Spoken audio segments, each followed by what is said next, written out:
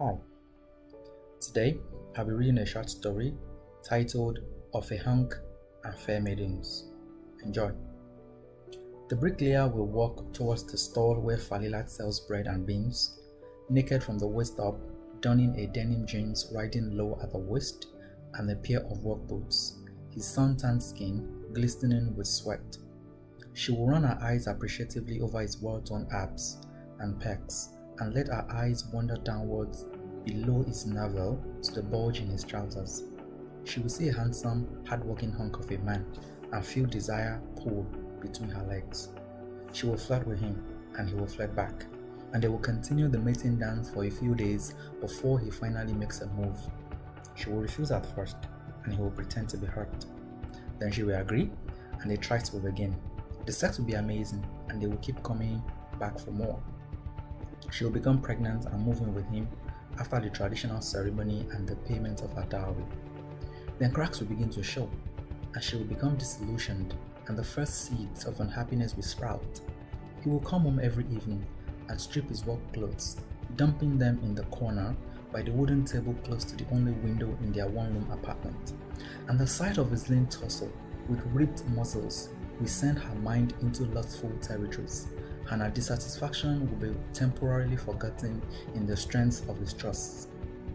Because sex is the only good thing about them, and because married couples do not like to use protection, babies will come in rapid succession, worsening their financial woes, further driving a wedge in their relationship. Because he works hard from dawn to dusk, and brings home all his wages, and doesn't drink nor smoke, she will love him, and hold on to hope that luck will smile on him someday and their romance with penury will be over.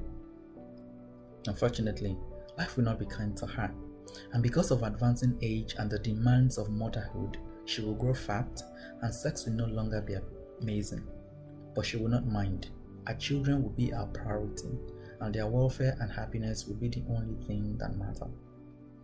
Then, one day, while at work in a construction site, the bricklayer will pause for a break and see a young woman selling bread and beans sashay past.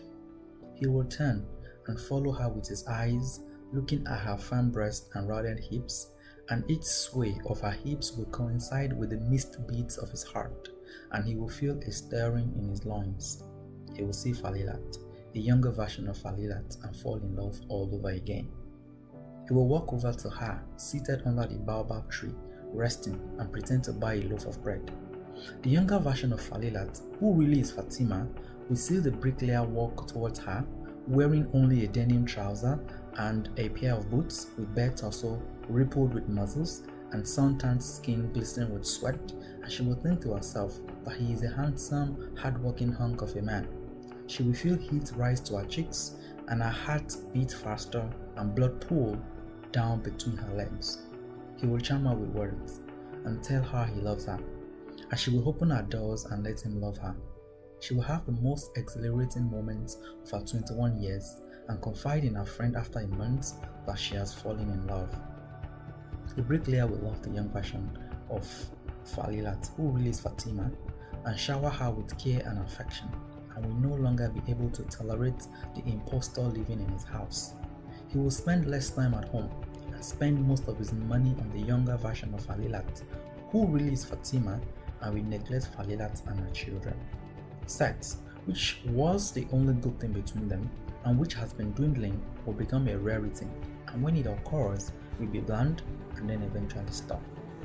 Falilat will become miserable and go about life with a stoop in her posture, weighed down by the heaviness in her heart, but we manage to keep it all together until the evening when a knock on the door will shatter the graveyard silence pervading the room where she was having dinner with her family. She will rise from her seat on the floor and go to answer the door and freeze. She will stare at a young woman, fair complexioned, with firm breasts and rounded hips and a bump in her lower abdomen, looking like she would rather be anywhere else, and be reminded of a younger version of herself. She will be jolted to action by a grave voice and will realize that the younger version of herself is accompanied by an older man and woman with grim faces.